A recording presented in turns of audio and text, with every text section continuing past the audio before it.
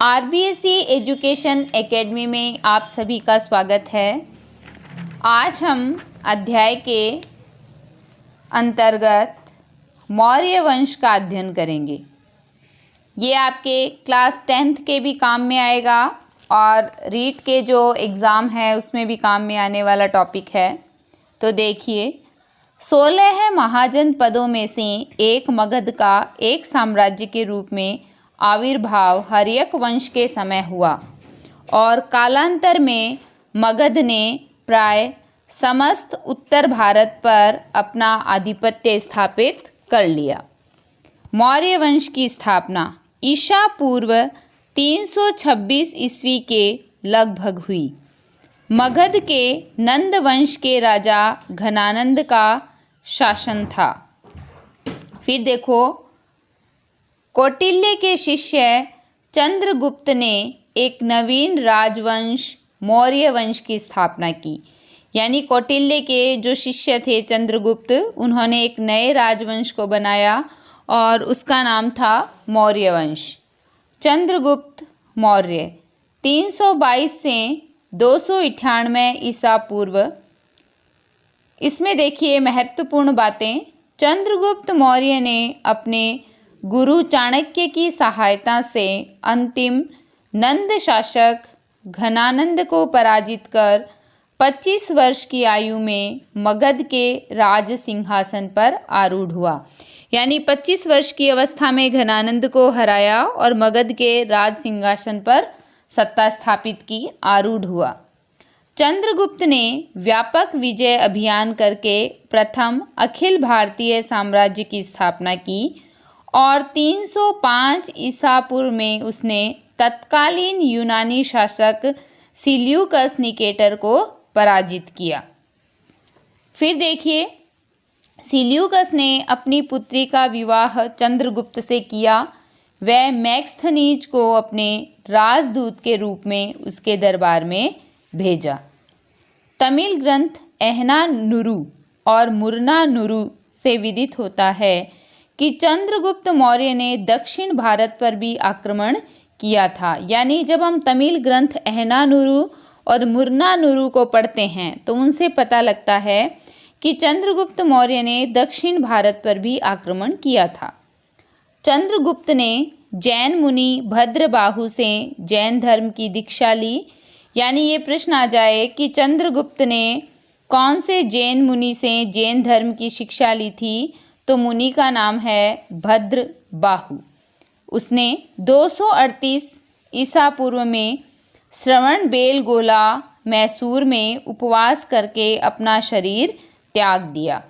उसके बाद में देखो, बिंदुसार 298 ईसा पूर्व से 272 ईसा पूर्व। बिंदुसार चंद्रगुप्त मौर्य का पुत्र व उत्तराधिकारी था, जिसे यूनानी लेखक अमित्रोचेटस कहते थे। वायु पुराण में इसे भद्रसार तथा जैन ग्रंथों में सिंहसेन कहा गया है। यानी अलग अलग जगह अलग अलग है इनका नाम। एक वायु पुराण में है भद्रसार और जैन ग्रंथों में है सिंहसेन। उसके बाद देखिए, दिव्यावदान के अनुसार इसके शासनकाल में तक्षशिला में 2 विद्रोह हुए, जिनका दमन करने के लिए पहले अशोक और बाद में सुसीम को भेजा। बिंदुसार के राज दरबार में यूनानी शासक एंटियोकस प्रथम ने डायमेकस को अपना राजदूत नियुक्त किया था। पहले है चंद्रगुप्त मौर्य, फिर है बिंदुसार। अब हम बात करते हैं अशोक की।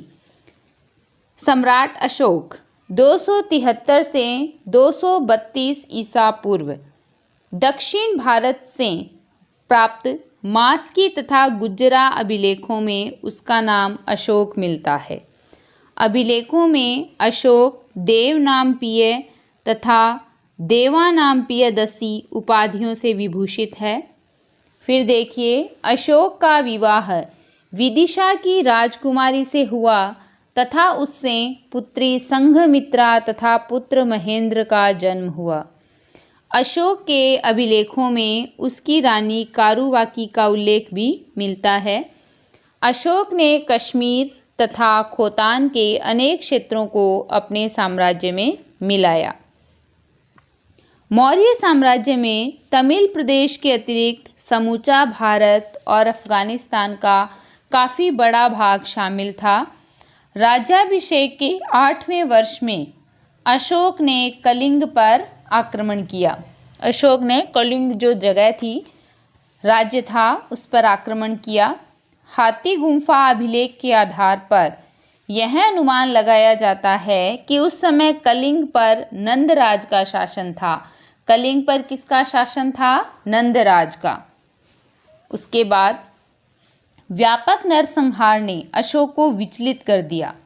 फलतः उसने शस्त्र त्याग की घोषणा कर दी।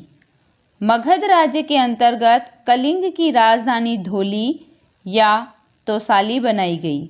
यानी कलिंग की जो राजधानी है वो धौली या तोशाली को बनाया गया। श्रमण, निग्रोध तथा उपगुप्त के प्रभाव में आकर अशोक बौद्ध धर्म में दीक्षित हो गया और उसने भेरी घोष के स्थान पर धम्म घोष अपना लिया। फिर देखिए, बौद्ध धर्म स्वीकार करने से पूर्व राजतरंगिणी जो कल्हण के द्वारा लिखी गई है के अनुसार अशोक शिव का उपासक था। बाद में वह गुरु मोगली पुत्र तिस के प्रभाव में आ गया। बराबर की पहाड़ियों में अशोक ने आजीविकों के निवास हेतु 4 गुफाओं का निर्माण करवाया और उन 4 गुफाओं के नाम थे सुदामा, चौपर, विश्व झोपड़ी और कर्ण। अशोक ने राज्याभिषेक के 10वें वर्ष में बोध गया तथा 20वें वर्ष में लुम्बिनी कपिलवस्तु की धम्म यात्रा की। उसके बाद में है रुम्मनदेई अभिलेख। इससे विदित होता है कि उसने वहाँ भूमि कर की 1/6 से घटाकर 1/8 कर दी थी। अशोक के शिलालेखों में चोल, चेर, पांड्य और केरल के सीमावर्ती स्वतंत्र राज्य बताए गए हैं। राज्याभिषेक से संबंधित लघु शिलालेख में अशोक ने स्वयं को बुद्ध शाक्य कहा है। अशोक ने क्या कहा है? स्वयं को बुद्ध शाक्य। अब देखिए धम्म। अशोक ने मनुष्य की नैतिक उन्नति हेतु जिन आदर्शों का प्रतिपादन किया उन्हें धम्म कहा गया। अशोक के धम्म की परिभाषा दूसरे तथा 7वें स्तंभलेख में दी गई है। उसके अनुसार पाप कर्म से निवृत्ति, विश्व कल्याण, दया, दान, सत्य एवं कर्म शुद्धि ही धम्म है।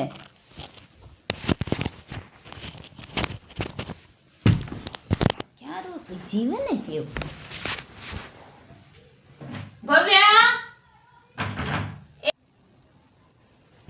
तीसरे अभिलेख के अनुसार धम्म में अल्प संग्रह और अल्प व्यय का भी विधान था। भब्रू शिलालेख के अनुसार अशोक ने बुद्ध के त्रिरत्नों बुद्ध, धम्म व संघ के प्रति अपनी आस्था प्रकट की।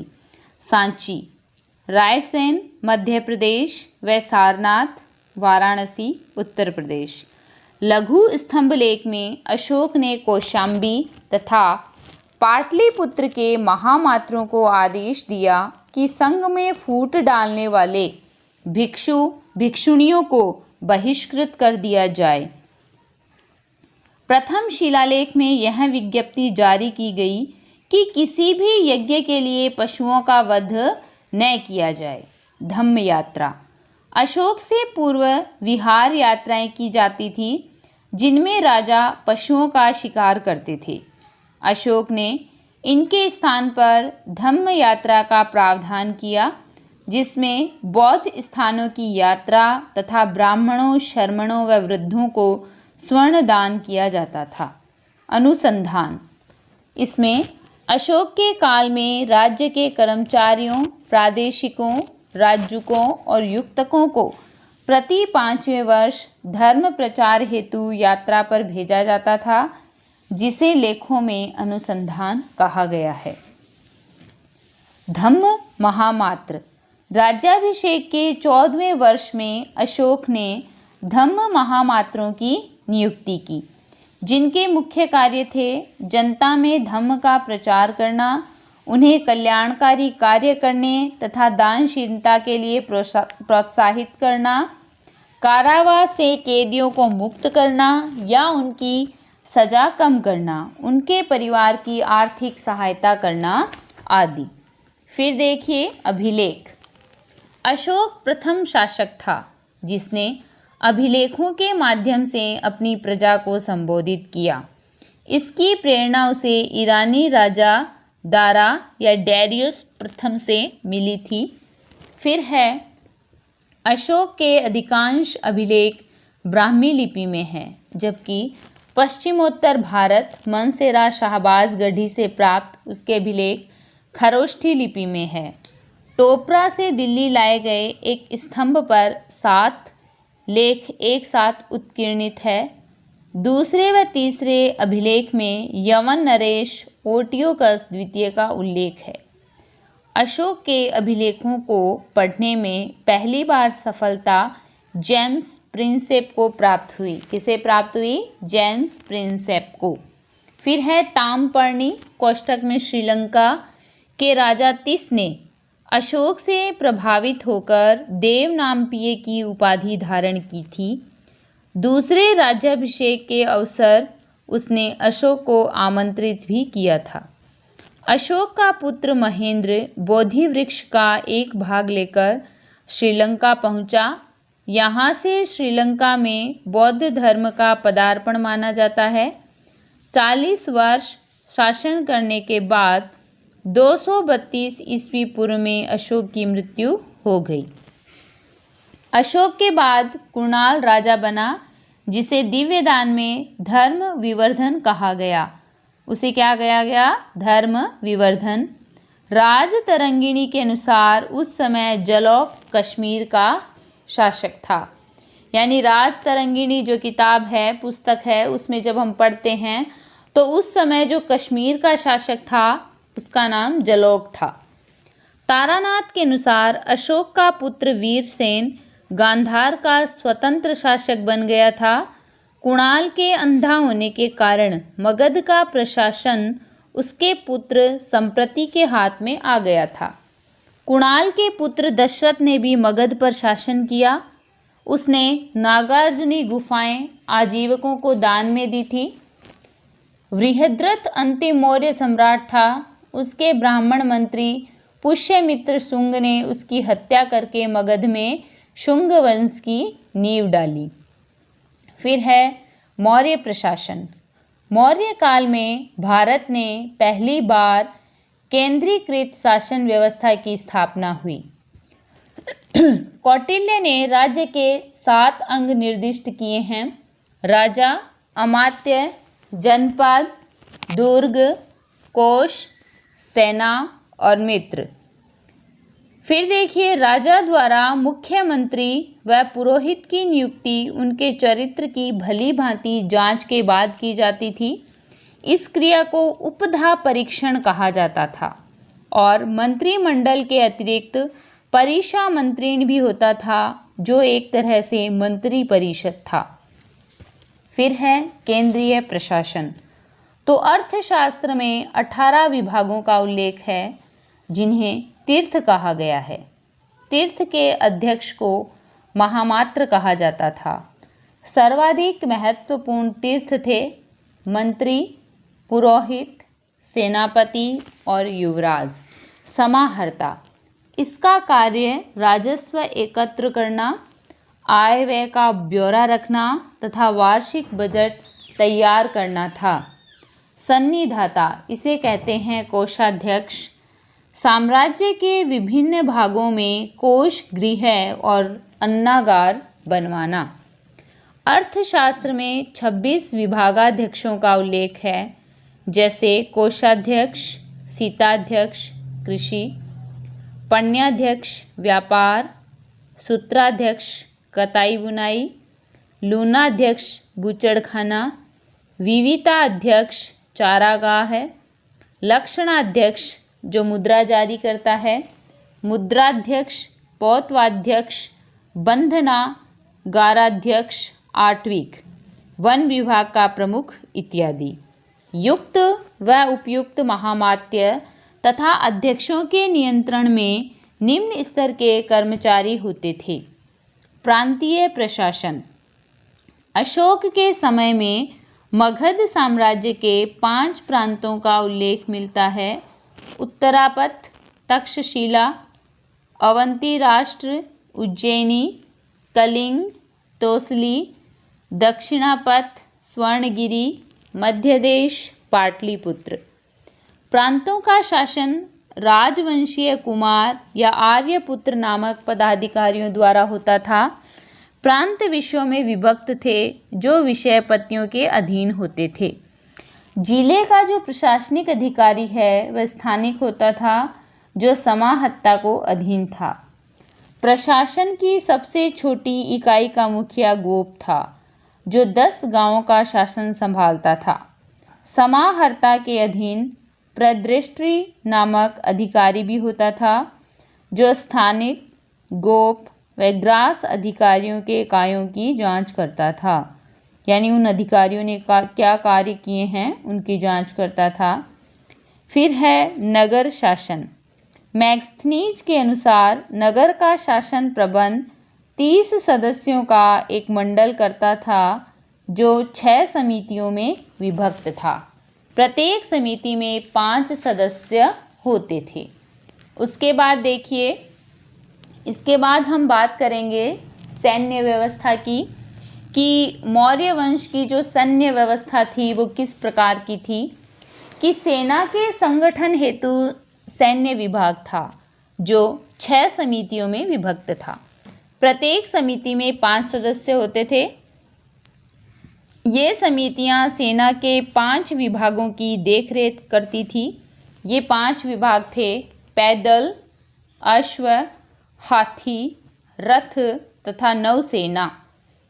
फिर है सैनिक प्रबंध की देखरेख करने वाला अधिकारी अंतपाल कहलाता था। सीमांत क्षेत्रों का व्यवस्थापक भी अंतपाल होता था। मैग्स्थनीज इंडिका के अनुसार चंद्रगुप्त मौर्य के पास 6 लाख पैदल, 50,000 अश्वारोही, 9,000 हाथी तथा 800 रथों से सुसज्जित विराट सेना थी। फिर देखिए न्याय व्यवस्था। सम्राट न्याय प्रशासन का सर्वोच्च अधिकारी होता था। निचले स्तर पर ग्राम न्यायालय थे जहां ग्रामणी और ग्राम वृद्ध अपना निर्णय देते थे। इसके ऊपर संग्रहण, द्रोणमुख, स्थानीय और जनपद स्तर के न्यायालय होते थे। सबसे ऊपर पाटलिपुत्र का केंद्रीय न्यायालय था। ग्राम संघ और राजा के न्यायालय के अतिरिक्त अन्य सभी न्यायालय 2 प्रकार के थे। पहले देखिए धर्मस्थीय। इन न्यायालयों में निर्णय का कार्य धर्मशास्त्र में निपुण 3 धर्मस्थ या व्यवहारिक और 3 अमात्य करते थे। धर्मास्थीय एक प्रकार की दीवानी अदालत होती थी। चोरी, डाक व लूट के मामले, जिन्हें साहस कहा गया है, भी धर्मस्थीय अदालतों में रखे जाते थे। कुवचन, मानहानि, मारपीट के मामले भी धर्मस्थीय न्यायालय में ही लाए जाते थे, जिन्हें वाक पारुष्य या दंड पारुष्य कहा गया है। इसके बाद में है कंटक शोधन। ये फौजदारी अदालतें थी। 3 प्रदृष्टि तथा 3 अमात्य मिलकर राज्य तथा व्यक्ति के मध्य विवादों का निर्णय करते थे। नगर न्यायाधीश की व्यवहारिक महामात्र तथा जनपद न्यायाधीश को राज्य कहते थे। यानी 2 प्रकार की इसमें अदालतें थी, धर्मस्थीय और कंटक शोधन। इसके बाद में हम बात करेंगे मौर्यकालीन समाज। मौर्यकालीन समाज में देखिए कौटिल्य का अर्थशास्त्र, मैग्स्थनीज की इंडिका तथा अशोक के अभिलेखों से मौर्य काल की सामाजिक व्यवस्था की जानकारी मिलती है। फिर है कौटिल्य ने वर्णाश्रम व्यवस्था को सामाजिक संगठन का आधार माना है। कौटिल्य ने चारों वर्णों के व्यवसाय भी निर्धारित किए। 4 वर्णों के अतिरिक्त कौटिल्य ने अन्य जातियों जैसे निषाद, पार्शव, रथकार, क्षता, वैदेहक, सूत, चंडाल आदि का उल्लेख भी किया है। मैक्सथनीज की इंडिका में भारतीय समाज का वर्गीकरण 7 जातियों में किया है। दार्शनिक, किसान, पशुपालक व शिकारी, कारीगर या शिल्पी, सैनिक, निरीक्षक, सभासद तथा अन्य शासक वर्ग। फिर है मैक्सथनीज ने अपने वर्गीकरण में जाति, वर्ण और व्यवसाय के अंतर को भुला दिया है। और मौर्य काल में स्त्रियों पुनर्विवाह व नियोग की अनुमति थी, यानी मौर्य काल में स्त्रियों का पुनर्विवाह और नियोग की उन्हें अनुमति थी। तो आज हमने मौर्य वंश के बारे में अध्ययन किया है। कल हम अपने नए वीडियो के साथ आपके समक्ष फिर उपस्थित होंगे। आप सभी मेरे चैनल को लाइक करें, शेयर करें, सब्सक्राइब करें और बेल आइकन दबाना ना भूलें। धन्यवाद।